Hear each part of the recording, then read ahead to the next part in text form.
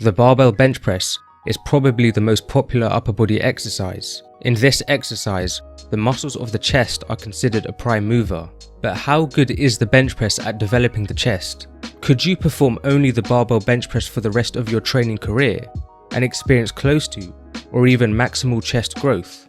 In this video, we aim to answer this as best as possible through evaluating the current research. First, it's useful to establish what we mean by the muscles of the chest and what movements best recruit this musculature. From there, we can analyze the movements that occur in the barbell bench press with the hope of deciding if this exercise is indeed ideal for engaging the chest.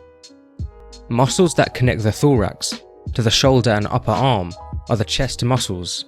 This includes the pectoralis major, pectoralis minor, subclavius muscle, and the serratus anterior. We will only be discussing the pectoralis major. This muscle covers the large bulk of the chest, and all the research we will evaluate has specifically addressed this muscle. Besides, I think when most discuss the chest muscles, they are referring to the pectoralis major. The pectoralis major, as with all muscles in the body, creates movement via its attachments to bones. When a muscle dynamically contracts, the attachments remaining stationary are called the origin, while attachments that move are called the insertion. The pectoralis major has a range of origins: the medial clavicle, sternum, ribs, the cartilage of those ribs, and the aponeurosis of the external oblique.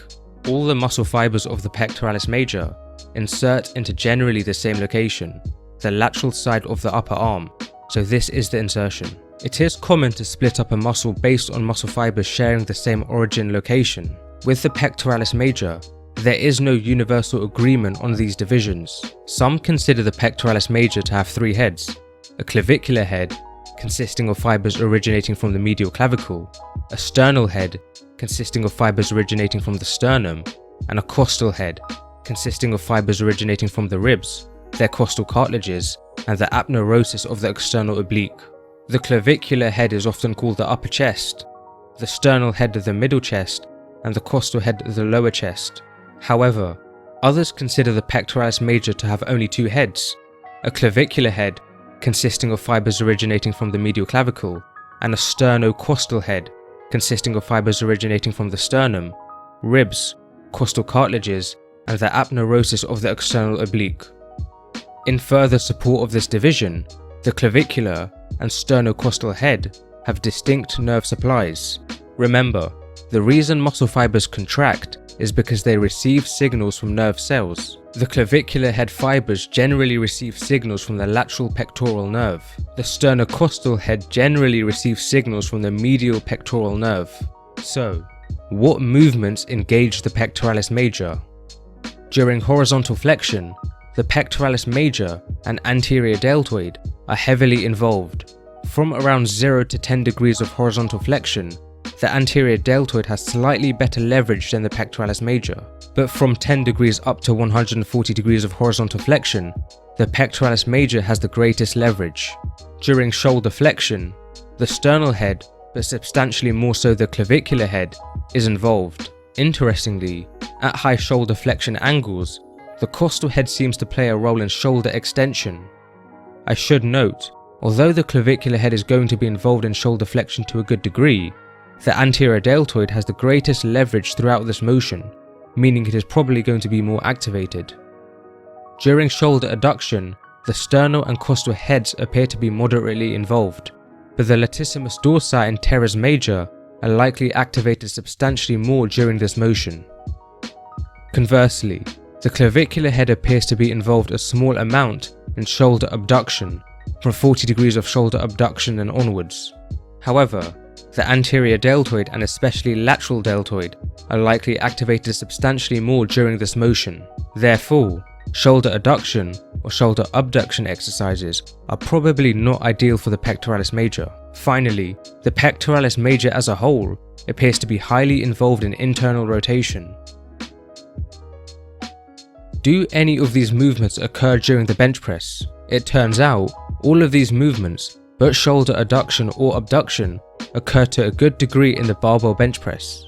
The degree of horizontal flexion is determined by the grip width used. As grip width remains unchanged throughout a barbell bench press, so does the degree of horizontal flexion. If you perform the exercise with your wrist, elbows and shoulders aligned before the descent phase, 90 degrees of horizontal flexion is used. Some research indicates the pectoralis major has its greatest leverage at roughly 40 to 50 degrees of horizontal flexion. Roughly, this probably equals anywhere from a 1.5 times to a 2 times shoulder width grip for most people. Theoretically, this grip width may be optimal for pectoralis major development.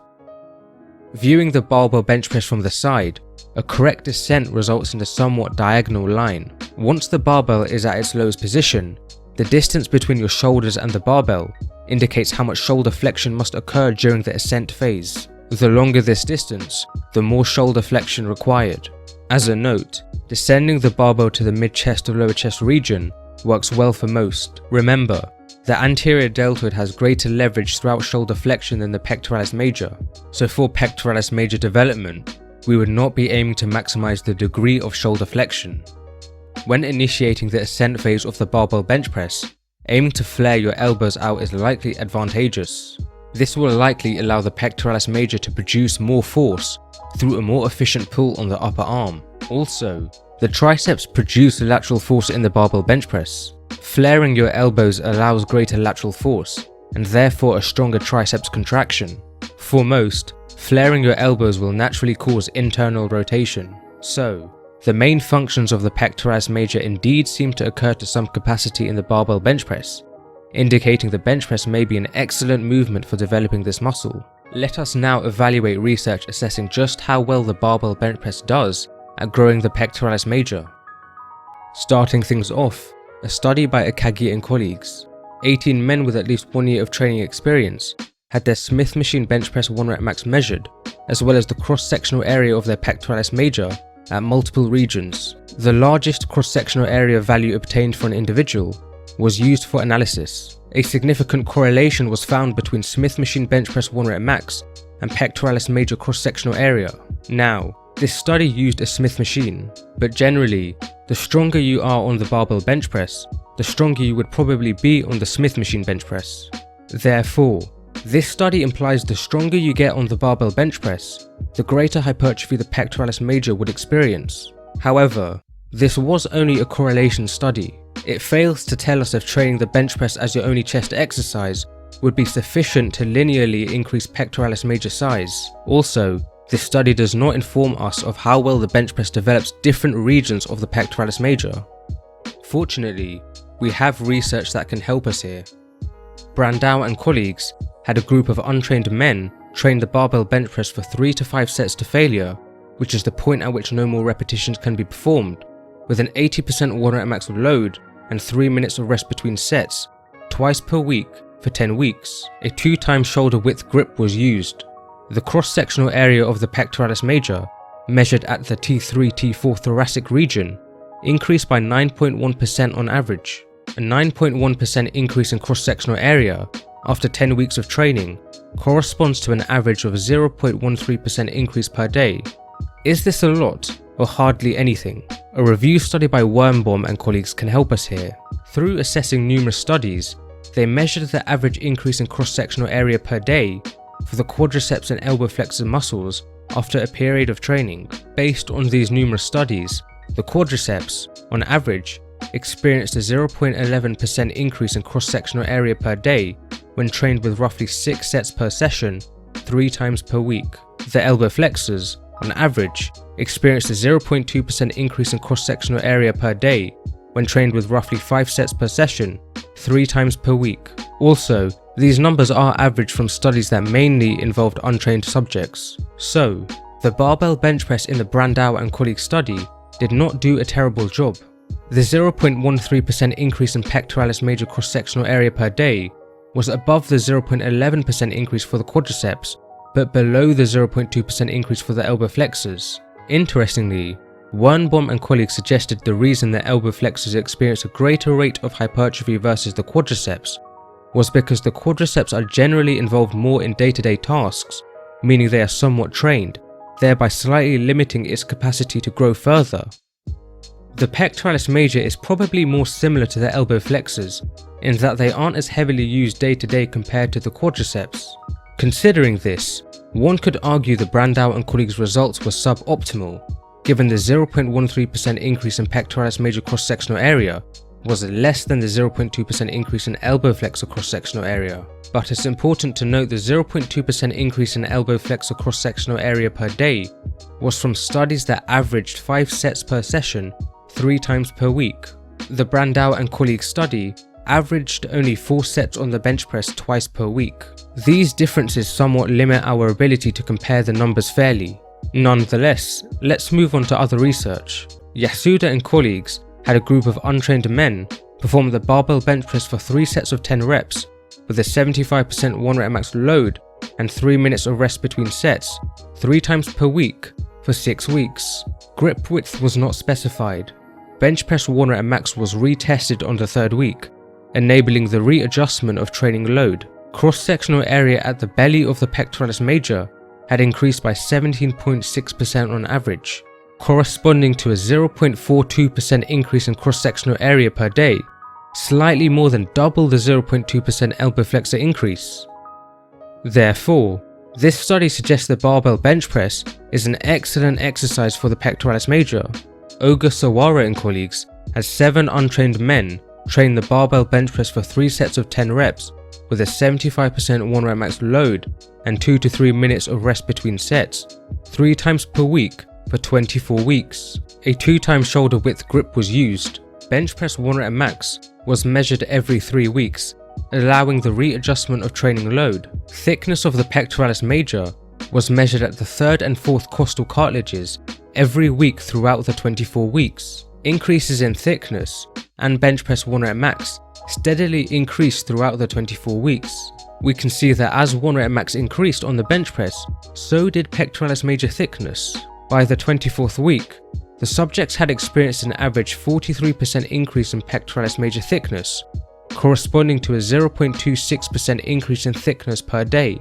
Like the Yasuda and colleagues study, this is above the average elbow flexor increase. However, thickness and cross-sectional area are not the same measurements, so this comparison might not be sensible here. Even so, most would probably agree this study implies the bench press is quite effective for pectoralis major growth. So, Brandau and colleagues suggest the bench press is fairly decent at growing the pectoralis major, while Yasuda and colleagues and Ogasawara and colleagues indicate the bench press may be excellent at growing the pectoralis major. These 3 studies assessed pectoralis major growth in only one region, which was more or less the sternal head. What about other regions of the pectoralis major? Davis and colleagues had a group of trained men and women with an average of 5 years training experience perform the barbell bench press for 4 sets of 5 reps with an 85% 1 rep max load and 5 minutes of rest between sets twice per week for 8 weeks. Grip width was not specified. Bench press 1 rep max was retested every 2 weeks, enabling the readjustment of training load. Thickness of the pectoralis major was measured in 3 regions, between the spaces of ribs 2 and 3, so the upper region, between the spaces of ribs 3 and 4, the middle region, and between the spaces of ribs 4 and 5, the lower region. The upper region can be considered the clavicular head, the middle region the sternal head, and the lower region the costal head. On average, the upper region experienced a 7.44% increase in thickness, corresponding to 0.13% per day. The middle region experienced a 10.06% increase in thickness, corresponding to 0.18% per day. The lower region experienced a 7.45% increase in thickness, corresponding to 0.13% per day. All these values are below the 0.2% elbow flexor increase. However, this measurement was muscle thickness, so again, this comparison may not be sensible. But probably more importantly, the subjects in the Davies and colleagues study had an average of 5 years training experience. The elbow flexor data was from studies mainly involving untrained subjects. With this in mind, the results of this study seem pretty good. Comparing increases between regions of the pectoralis major, there were not really any extreme differences. Average increases were more or less similar between the upper and lower region, though they were both less in comparison to the middle region. Another study by Ogasawara and colleagues had a group of untrained men perform the barbell bench press for 3 sets of 10 reps with a 75% 1 rep max load and 2 to 3 minutes of rest between sets, 3 times per week for 24 weeks. A 2-time shoulder width grip was used. Bench press 1 rep max was retested every 3 weeks, enabling the readjustment of training loads. Cross-sectional area of the pectoralis major was measured at 25%, the upper region 50%, the middle region, and 75%, the lower region, of the pectoralis major length. On average, the upper region experienced a 36.3% increase in cross-sectional area, corresponding to a 0.22% increase per day. The middle region experienced a 37.3% increase in cross-sectional area, also corresponding to roughly a 0.22% increase per day. The lower region experienced a 40% increase in cross-sectional area, corresponding to a 0.24% increase per day. The subjects of this study were untrained. The measurement used was also cross-sectional area, allowing a more fairer comparison with the elbow flexor increase provided by the Wernborn and colleagues study. For all 3 regions, increases per day were slightly greater than the 0.2% elbow flexor increase. Moreover, increases across the 3 regions were more or less the same, suggesting the bench press targets these areas near equally. From the research evaluating measures of pectoralis major growth at one region, the sternal region for all papers, Brandao and colleagues suggest the bench press is fairly decent, while Yasuda and colleagues and Ogasawara and colleagues indicate the bench press is excellent. Davis and colleagues, and a different paper by Ogasawara and colleagues, further support the idea the bench press may be excellent at growing the sternal head. Regarding the clavicular and costal portions, Davis and colleagues suggest that although the clavicular and costal heads may experience similar and respectable growth, it is slightly less than sternal head growth. Conversely, Ogasawara and colleagues suggest all 3 regions experience comparable rates of hypertrophy. Differences between the studies, such as the subject's training experience, could explain these discrepancies. So, is the bench press enough for pectoralis major hypertrophy? All in all, the research does appear to suggest the barbell bench press may be close to ideal for developing the sternal region. For the clavicular and costal regions, though the research suggests meaningful growth will occur in these regions from bench pressing, whether this amount of growth is comparable to the sternal region is a little less clear. Ogasawara and colleagues suggest it could be, whereas Davis and colleagues suggest it might not be. There are some noteworthy limitations of the current evidence. Firstly, all of the studies evaluated here lasted 24 weeks or less. 4 of these were also conducted on untrained individuals. In the longer term, it's possible training only the barbell bench press for your pectoralis major could result in training plateaus. Altering your training variables, which could include more exercise variation, could be effective for getting past stagnations. In this way, other pectoralis major exercises could be useful. Secondly, no study had another group perform the barbell bench press in combination with other pectoralis major exercises for comparison.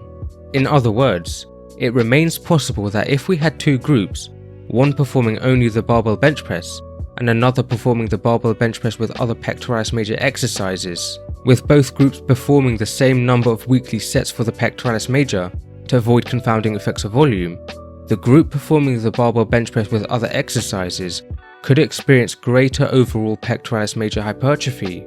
Without research on these 2 areas, I believe we cannot truly conclude if the barbell bench press is enough for pectoralis major hypertrophy.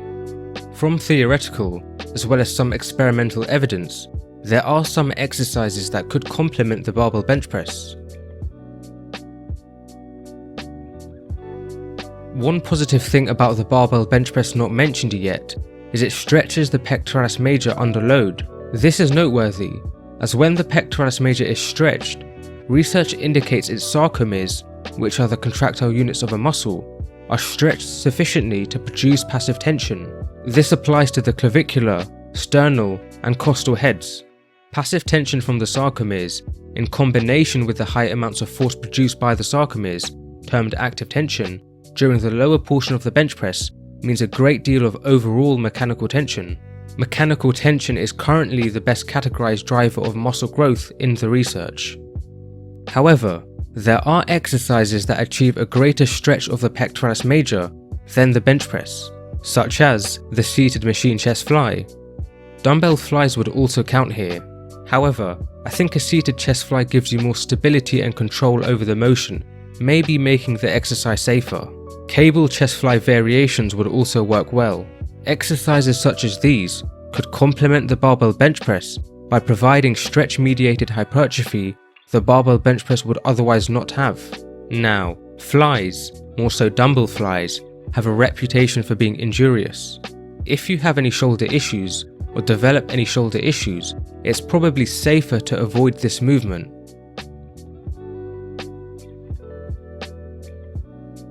For the clavicular head, although the research suggests meaningful growth will occur in this region from bench pressing, whether this is comparable to the sternal region is a little less clear. Anecdotally, it's common to hear the upper chest being a problem area for many people. In response to this, the inclined bench press is often recommended. The inclined barbell bench press begins with greater shoulder flexion, meaning compared to a flat barbell bench press, greater degrees of shoulder flexion would occur throughout a full range of motion inclined bench press. Remember, the clavicular head, along with the anterior deltoid, is heavily involved in shoulder flexion. Interestingly though, electromyography research is conflicting in this area.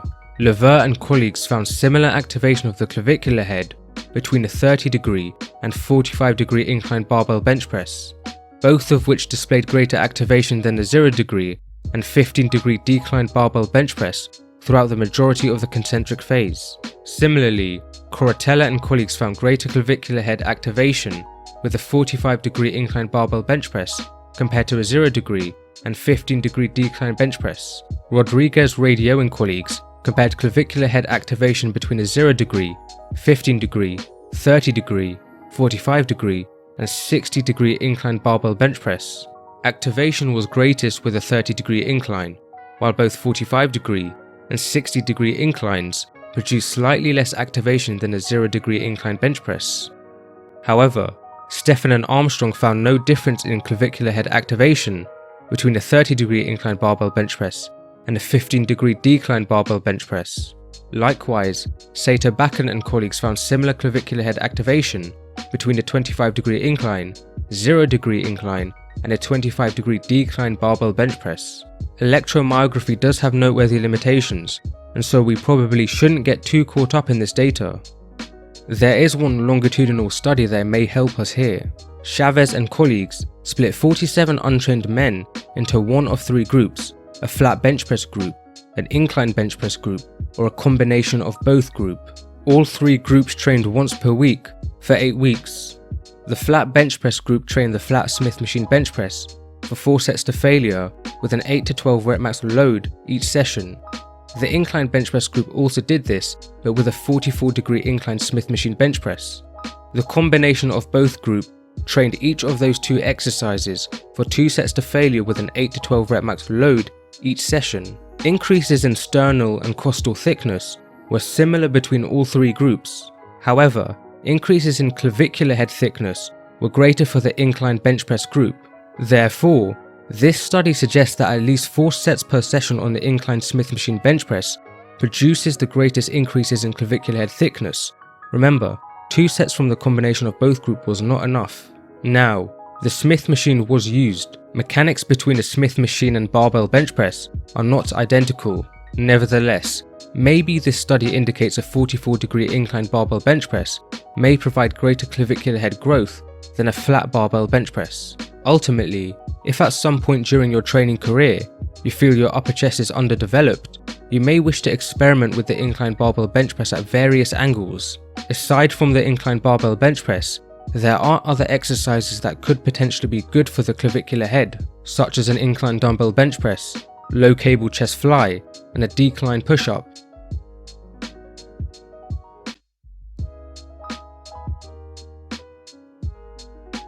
Like the clavicular head, though the research suggests meaningful growth will occur in the costal head from bench pressing, whether this is comparable to the sternal head is a little less clear.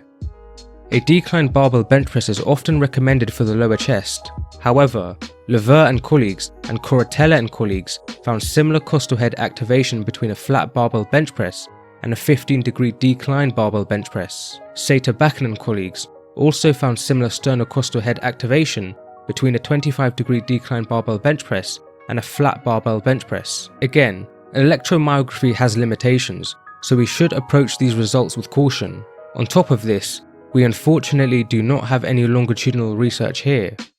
An exercise that theoretically may be good for developing the costal head is a dumbbell or barbell pullover.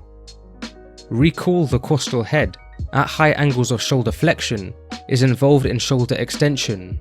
During the eccentric phase of a pullover, the shoulders are flexed to a high angle. During the concentric phase, shoulder extension occurs. This motion may do a good job at recruiting the costal head. The barbell pullover has been shown to highly activate the pectoralis major in 3 studies. However, these 3 studies did assess activation at the sternal or clavicular head, so we cannot necessarily be certain of the costal head.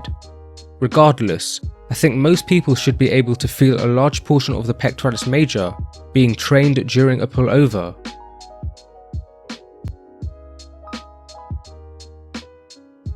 Through analysing the functions of the pectoralis major, the motions that occur during the barbell bench press, and the longitudinal research, the bench press does appear to be an excellent exercise for pectoralis major hypertrophy. Meaningful growth of the clavicular, sternal, and costal heads of the pectoralis major will probably occur through barbell bench pressing, but the limitations of the current research limit our ability to truly answer the video's primary question. No paper has assessed the impacts on pectoralis major hypertrophy after training the barbell bench press for longer than 24 weeks. Also, no paper has compared barbell bench press training only to bench pressing in combination with other pectoralis major exercises. At the very least, pectoralis major growth would likely not be harmed with the inclusion of exercises such as the ones mentioned. If anything, they could very much enhance overall pectoralis major growth. Furthermore, exercise variation in the long term would probably make training more enjoyable for most people.